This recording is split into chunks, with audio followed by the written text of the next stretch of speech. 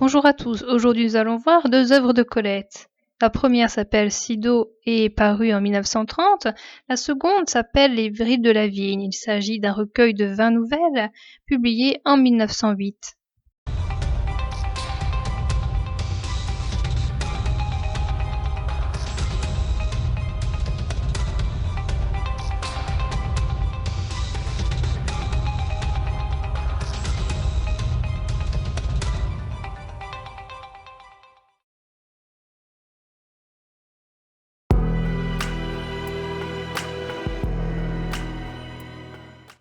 Colette décrit dans cette partie sa mère, appelée Sido, diminutif de Sidonie.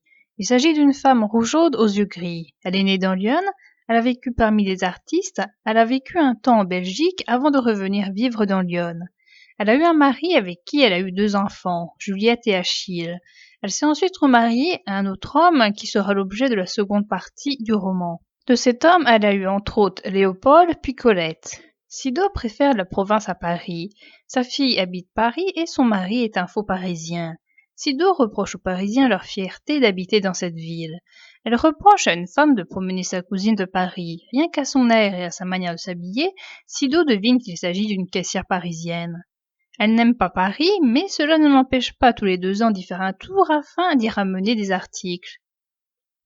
C'est une femme qui porte des jugements sur les gens. Ainsi, elle est scandalisée quand les Vivenais font des visites de noces car la mariée est gênée de sa récente perte de virginité. Colette enfant demande à sa mère la permission de porter des chaussettes d'été. Sa mère lui reproche de vouloir ressembler à cette Mimi Antonin, une fillette de Paris. Elle se plaint de la manière dont les Parisiennes habillent leurs enfants. Selon sa mère, Colette est trop jeune pour en porter et cela lui donnera un air ridicule. Dans leur village, quasiment toutes les maisons ont des jardins. Les jardins servaient à en savoir sur ses voisins et à dialoguer entre eux même si on ne devinait pas toujours d'où venaient les voix. Sa mère aimait cultiver les fleurs et elle avait le don de donner du sens au vent, au climat et aux points cardinaux. Sa mère devine la météo grâce au pelot d'oignon, grâce à la façon d'agir du chat, grâce à un baromètre fait avec des grains d'avoine sur un carton, et elle est aussi capable de deviner l'heure du coucher du soleil. Ces prévisions n'allaient pas toujours dans le sens des météorologues de Paris. Sido réveillait sa fille tôt le matin car elle savait que sa fille aimait se retrouver dans la nature au moment de l'aube. L'enfant se sent bien dans la nature. Les fleurs ont un statut particulier pour sa mère. Elle ne veut pas les donner lorsqu'on les lui demande pour un événement particulier comme pour un enterrement. Par contre, elle est capable d'en donner à un bambin qui les détruit. Sido lui raconte qu'elle a été témoin de phénomènes météorologiques étranges. Ainsi, elle assistait à une tombée de neige au mois de juillet, ainsi qu'à une pluie de grenouilles. Un jour, Sido envoie sa fille chez Adrienne afin qu'elle lui apporte des fleurs. Adrienne a nourri Colette lors d'un échange de nourrissons volontaire entre les deux femmes. Cette femme possède une maison en désordre où trônent des piles de livres. Quand Colette revient chez elle, Sido en ressent de la jalousie car elle pense que sa fille a passé trop de temps chez cette femme.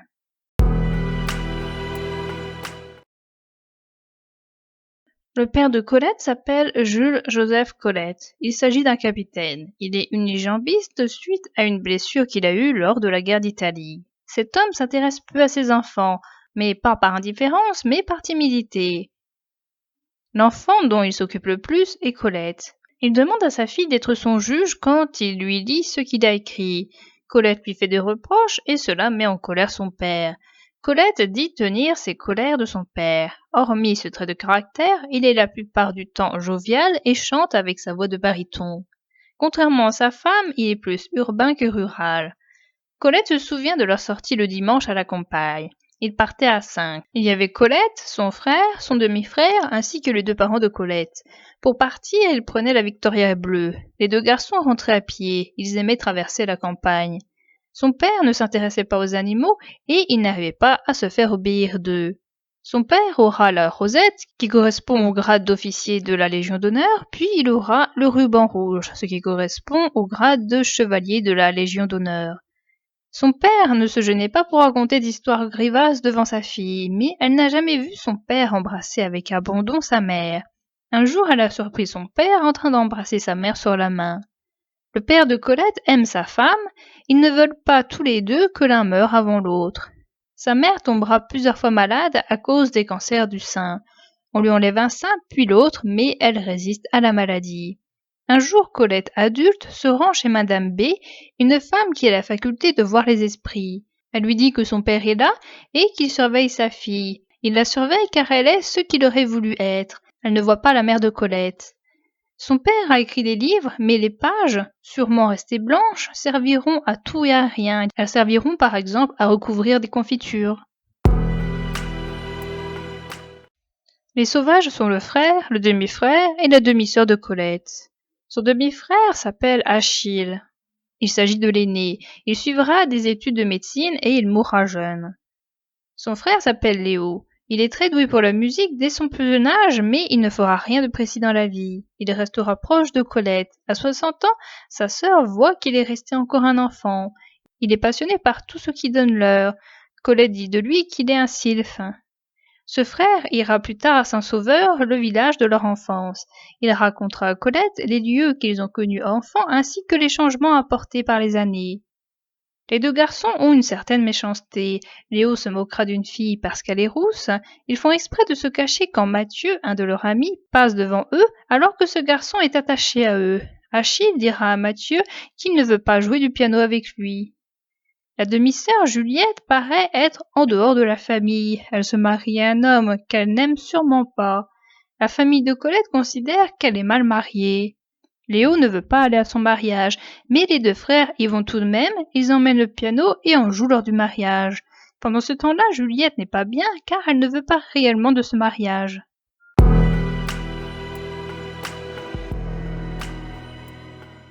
Un rossignol, comme tous les rossignols, chante à l'aube. Une fois, il s'endort dans une vigne. Quand il se réveille, les vrilles de la vigne ont poussé et attachent l'oiseau.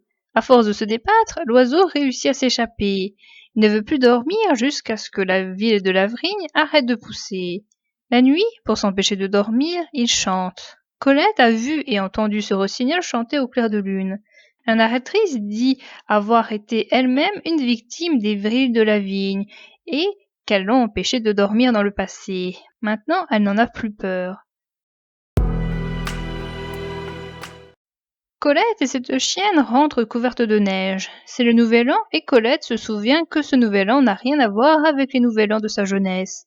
Elle regrette ces nouvel an anciens, bien que ses parents n'étaient pas riches, bien qu'elle vivait à la campagne, bien qu'elle n'avait pas de jouets coûtant beaucoup d'argent.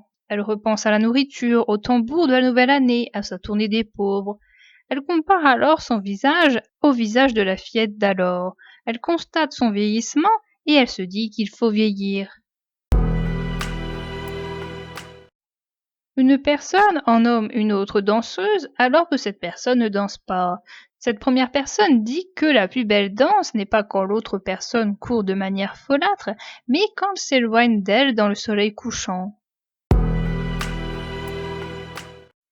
Il y a un lit avec un seul creux dans le matelas. Ce creux n'est pas dû à la présence d'une seule personne, mais de deux qui dorment collés l'un à l'autre. Colette est insomniaque et elle regarde son compagnon ou sa compagne dormir. Elle se souvient que plus jeune, cette personne lui a cueilli des églantines et qu'elle a enlevé les épines pour elle. Elle se souvient mille gestes de cette personne. Par exemple, elle se souvient quand elle lui a gardé une place à l'ombre. Elle se souvient quand elle lui a donné des fleurs et quand elle lui a choisi les meilleurs aliments. Colette la soupçonne de faire semblant de dormir. Le jour commence à se lever et Colette pense que cette personne va faire comme si elle venait de se réveiller alors qu'elle pense qu'elle a passé cette nuit blanche à la surveiller. Colette est vers la mer. Elle ne l'aime pas. De là où elle est, elle sent son odeur qu'elle déteste. De plus, elle est malade, elle est désagréable et elle n'aime pas la compagnie. Elle veut qu'on la laisse seule. Puis elle demande ensuite au contraire. Elle dit être de la forêt et non de la mer. Elle se rappelle des divers éléments de sa région. Elle remarque que son compagnon ou sa compagne ne peut pas comprendre car il ne s'agit pas de sa région d'origine. Elle lui paraît alors loin de lui ou loin d'elle. Colette finit par vouloir aller dehors avec cette autre personne. Colette compare les fleurs de l'année dernière à cette année. Les fleurs lui paraissent différentes. Les violettes, par exemple, lui paraissent plus bleues. Elle se souvient que plus jeune, elle échangeait des trucs pour avoir un bouquet des premières violettes. Elle parle à quelqu'un qui regarde le vol d'une abeille. Elle lui dit qu'ici elle ne peut voir qu'une partie du ciel, mais qu'il y a des endroits où il n'y a pas de mur et où on peut voir le ciel en entier. Elle remarque qu'elle, l'abeille, les fleurs ont placé trop tôt le printemps. Elle a froid, elle profite du dernier feu dans la maison. La chatte fixe un rouge-gorge. La narratrice nous raconte que l'animal l'a suivi du métro jusque chez elle. Elle trouve enrichissant la présence des chats. Elle dit aimer les chats tels qu'ils soient. La chatte fait tourner en bourrique les mâles. Selon ses manies, elle en accepte certains et en refuse d'autres. L'auteur dit aussi aimer les chiens. Sa préférence va pour les chiens qui ont des accouchements difficiles et se stérilisent eux-mêmes. Colette rêve qu'une chienne morte vient lui parler. La narratrice n'est pas capable de se rappeler son nom. Elle nomme les chiennes qu'elle a connues. À la fin, elle pense avoir trouvé le nom, mais elle se réveille. Nonoche, la chatte, est dans son panier. Elle regarde son chaton qu'elle pense sevrer car il est grand et il lui fait mal quand il la tête. Un matou appelle la chatte. Le chaton se lève et il se fait virer. La femelle va avec le mâle. Il y a un dialogue entre Kiki la doucette et Toby Chien. Toby Chien rapporte à la chatte ce qui vient de se passer. Sa maîtresse s'est emportée car elle voulait faire ce qu'elle voulait de sa vie, et surtout du music-hall. Elle se plaint des infidélités de son compagnon. Elle veut le laisser à ses femmes. Elle espère qu'il verra un jour comment elles sont réellement. Le chien se met à pleurer avec sa maîtresse, elle le met dehors. Toby Chien se plaint à la chatte Kiki la doucette de la campagne qu'il n'aime pas. Il voudrait travailler. Il dit déjà avoir travaillé et il est nostalgique de ces moments-là. Il dit déjà avoir travaillé dans des music-halls aux Folies Élyséennes avec la femme qui semble dormir près d'eux. Toby Chien pense que sa maîtresse pense elle aussi au music-hall. La chatte dit que sa maîtresse lui a fait des confidences et elle dit que sa maîtresse est en train de rêver de sa campagne dans laquelle elle a vécu enfant. La narratrice voit sa fille maquillée et elle lui dit que sa mère lui aurait fait des remarques si elle-même aurait porté ce maquillage au même âge. La narratrice raconte des trucs et astuces qu'avaient les jeunes filles pour se maquiller sans maquillage, comme par exemple en utilisant des pétales de fleurs. Maintenant, ce n'est plus le cas. Les filles ont divers produits de maquillage à leur disposition et il existe toutes sortes de teintes. La narratrice parle aussi des femmes qu'elle maquille. Ces femmes ne veulent pas être plus jeunes, mais elles veulent paraître plus jeunes auprès des autres. Le maquillage leur sert alors d'outil pour lutter contre la vieillesse. Colette attend son amie Valentine qui est en retard. Colette a préparé une tarte et une guêpe est en train de la manger. Son amie finit par venir.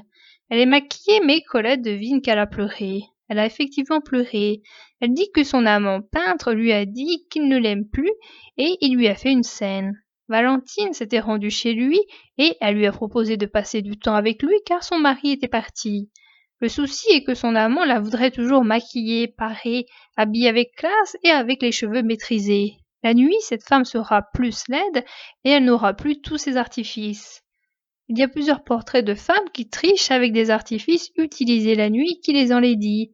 Il y a par exemple une femme qui porte des bigoudis, une femme qui met une crème de nuit, une autre qui met une mentonnière, une autre qui s'attache les cheveux, et une dernière qui emmaillote une partie de son corps. Valentine demande à Colette ce qu'elle fera de son dimanche. Colette lui répond qu'elle ira peut-être à un concert. Valentine aurait voulu passer le dimanche avec Colette car ce jour-là elle est seule.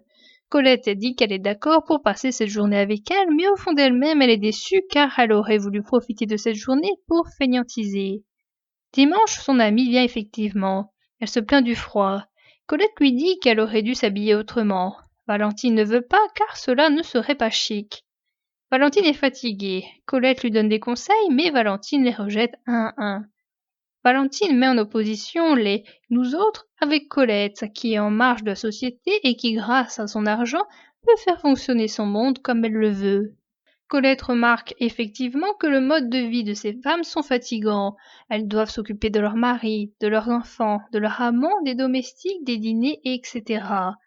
Valentine finit par s'endormir. Colette imagine l'air effaré de son amie quand elle se réveillera, car elle s'en voudra d'avoir dormi et elle demandera De quoi ça a l'air? La chatte aime quand Colette fait son théâtre au music-hall, car quand sa maîtresse revient tard le soir, elles mangent toutes les deux ensemble. Cela fait un repas de plus pour l'animal. Valentine revient voir Colette. Valentine est triste car son amant l'a quittée. Valentine ne veut pas pleurer et elle continue, malgré sa tristesse, de faire les mêmes actions qu'auparavant. Valentine lui demande comment faire.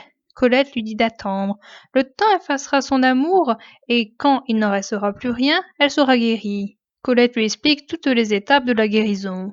Valentine veut un autre amour. Colette le lui promet. Colette dit rencontrer quelquefois Claudine, un personnage qu'elle a créé en écrivant des romans. Claudine l'appelle mon sosie.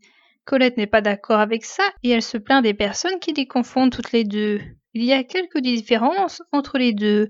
Claudine a coupé ses cheveux avant Colette. Colette n'a jamais été petite bien qu'elle a grandi. Colette dit être aujourd'hui comme quand elle était enfant. Une femme va bientôt chanter. La narratrice la trouve laide et elle n'a pas envie de l'entendre chanter. Elle espère qu'un événement va mettre fin au spectacle avant qu'il commence. Quand la femme commence de chanter, elle remarque qu'elle chante très bien et elle observe les changements en elle. Elle la trouve maintenant belle. À la fin de la chanson, elle va la voir et elle lui offre une coupe de champagne. La chanteuse la refuse car elle doit bientôt rechanter. Cependant, la chanteuse boit des verres de vin. 1. Une mère est dérangée dans sa lecture par un de ses fils. Ce garçon lui dit que sa sœur est sûrement noyée car il ne la voit plus. La mère retrouve finalement sa fille dans une cuve de sable. 2. Colette parle de la promenade de son chien dans la baie. Elle nous parle aussi des noms étranges des oiseaux de cet endroit. 3. La narratrice parle à un homme dans un café. Elle avait cru qu'il était un marin, mais finalement, l'homme sert pour les photographies des cartes postales. 4. Poussette, la chienne Bulle, ne veut pas bouger de la plage où elle cuit. La narratrice va la voir sur la plage où elle se rend compte de la chaleur. 5. La narratrice se plaint des enfants qui, selon elle, sont trop nombreux sur la plage. Elle les trouve physiquement ridicules. Elle voit une petite fille qui possède déjà certains gestes de femme. 6. La narratrice retourne dans la forêt de Crécy. Elle est contente de retrouver la faune et la flore attachées à cette région. Marthe prévoit un voyage en voiture sur la pointe afin d'aller pêcher avec d'autres personnes. Marthe conduit mal et elle insulte les personnes sur la route. Les individus pêchent. Au moment de déjeuner, Marthe se plaint de l'odeur des poissons et elle veut les donner aux indigènes. Les individus se rendent compte que leurs mains sentent le poisson. De nouveau arrivés chez eux, la cuisinière demande à Marthe comment cuire les poissons.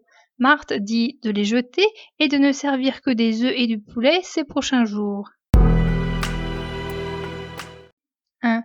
Le soir aura lieu un spectacle de pantonimie. En attendant, on règle certains détails. Il y a du retard.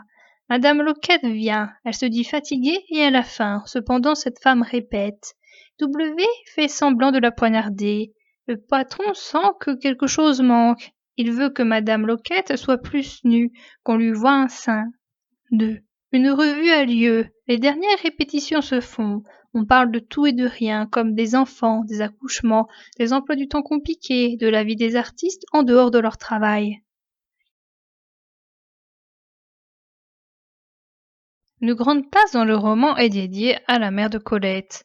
Tout d'abord, le chapitre sur sa mère est en première position. Ensuite, c'est le titre du roman. Dans cette première partie, elle raconte Sido et ses relations Sido-Colette, mais rarement les relations Sido-quelqu'un d'autre. Comme titre de partie, elle met une partie du prénom de sa mère. Le père n'aura le droit qu'à son grade, les frères et la sœur qu'au sauvage.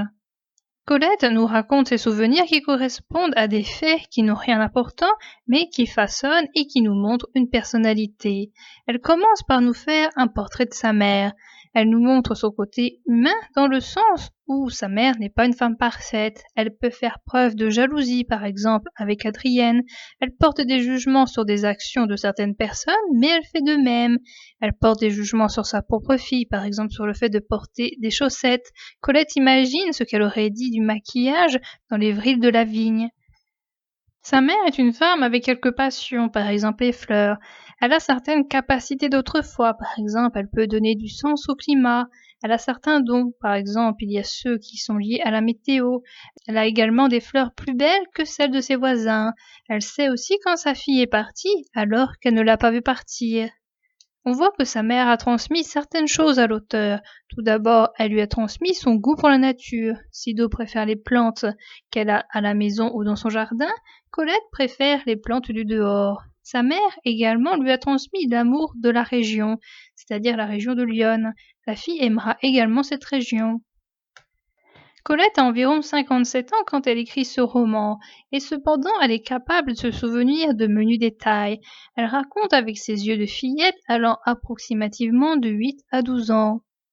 Le père, quant à lui, est effacé. Il montre peu son amour à ses enfants. C'est un écrivain qui n'a jamais réussi à l'être. La voyante dira à Colette que son père mort est à ses côtés car Colette est ce qu'il aurait aimé être. Il fait de Colette un juge littéraire. Il est probable que le métier de Colette provient de son père. Elle aurait hérité de son père l'écriture et de sa mère son amour de la nature. Le père a un peu de mal avec tout le monde. Tout d'abord, il a du mal avec sa femme qu'il aime profondément, mais Colette n'a pratiquement jamais vu de signe entre eux d'une grande passion. Le père de Colette voudra enrichir sa femme, mais cependant il l'appauvrira. Le père n'arrive pas à se faire obéir des animaux. Il semble comme étranger à ses enfants. Ainsi, lors de la sortie de l'étang, c'est la mère qui lui dit de laisser les deux frères rentrer sans eux. Le père ne choisit pas, il ne donne pas de directive. La seule personne dont il est proche, c'est Colette, et cependant, quand il demande son avis sur ce qu'il a écrit, il se met en colère. Le roman parle enfin des sauvages. Quand elle est enfant, ses deux frères ont l'air comme à part d'elle. Ils passent beaucoup de temps ensemble et ils n'incluent pas la fillette dans leur jeu. Devenu âgé, le frère Léo se rapproche de Colette, même si cela n'est pas fait de manière régulière. Il ira ainsi la voir quand il aura 63 ans et il ira trifouiller ses objets qui donnent l'heure. Colette pardonne à son frère ce côté rêveur, ce côté sylphe. L'autre frère de Colette, qui est en fait son demi-frère, mourra en 1913, soit un an après la mort de Sido. Le recueil peut être divisé en différentes parties. Nous avons 3 nouvelles qui parlent de la limite du réel, de l'idéalisation. Ensuite, nous avons 3 nouvelles qui parlent des relations amoureuses et de leur explication. Ensuite, nous avons 5 nouvelles qui ont pour thème les animaux. Ensuite, nous en avons 4 qui parlent des défauts humains. Ensuite, 2 où la narratrice parle d'elle-même, de sa relation à son œuvre ou de sa relation avec d'autres œuvres. C'est par exemple le cas dans La Chanteuse. Ensuite, nous finissons par 3 nouvelles qui correspondent à des esquisses, à des tableaux de l'océan, puis des music-halls. Les Vrilles de la Vigne ont été publiés en 1908. Il s'agit d'une période où sa relation bat de l'aile avec Willy. Il y aura son divorce avec cet homme en 1906. C'est la période également où elle commence à avoir sa vie sur scène dans des music-halls. C'est également une période où elle vit avec une autre femme qui s'appelle Missy. Colette est prise entre le passé, avec les souvenirs de la campagne, avec les vrilles de la vigne, le présent qui ne lui plaît pas toujours, il y a par exemple le fait d'habiter vers la mer, et le présent qu'elle maîtrise enfin en faisant ce qui lui plaît. À partir du moment où elle fait ce qui lui plaît, lui convient, elle a un regard critique sur les autres. Elle critique les femmes qui se maquillent pour paraître plus jeunes. Valentine est ridiculisée, mais pourtant cette femme a un portrait qui ressemble au portrait de plein d'autres femmes. Ainsi, Valentine veut paraître chic, même si c'est inconfortable, même si elle a froid. Elle ne veut pas se reposer, même si elle est fatiguée.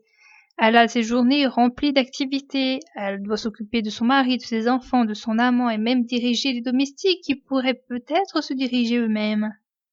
Globalement, Colette fait un mauvais portrait des hommes et des femmes. Il y a par exemple le cas des bambins sur la plage qu'elle n'apprécie pas. Elle fait un mauvais portrait de Valérie. Il y a les gens au music-hall qui parlent de tout et de rien.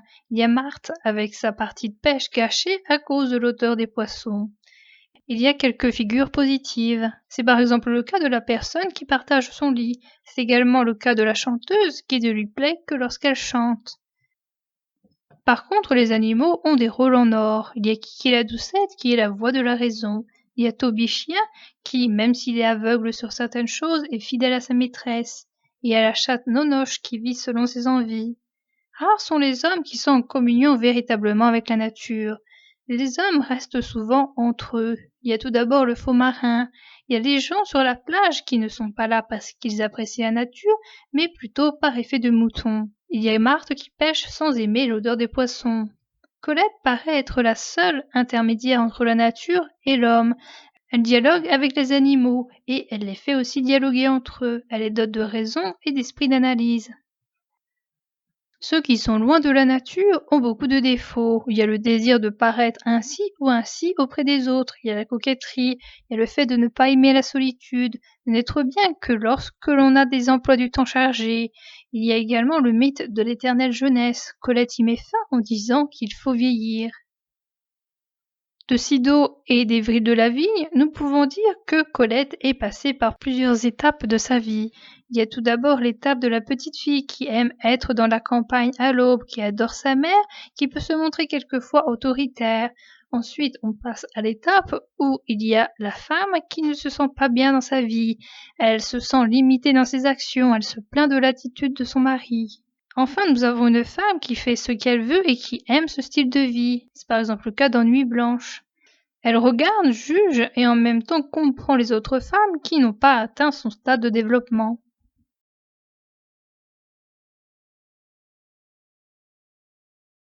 Car j'aimais tant l'aube, déjà, que ma mère me l'accordait en récompense. J'obtenais qu'elle m'éveillait à 3h30, et je m'en allais, un panier vide à chaque bras, vers des terres maraîchères qui se réfugiaient dans le pli étroit de la rivière, vers les fraises, les cassis et les groseilles barbues. À 3h30, tout dormait dans un bleu originel, humide et confus, et quand je descendais le chemin de sable, le brouillard, retenu par son poids, baignait d'abord mes jambes, puis mon petit torse bien fait, atteignait mes lèvres, mes oreilles et mes narines, plus sensibles que tout le reste de mon corps. J'allais seul.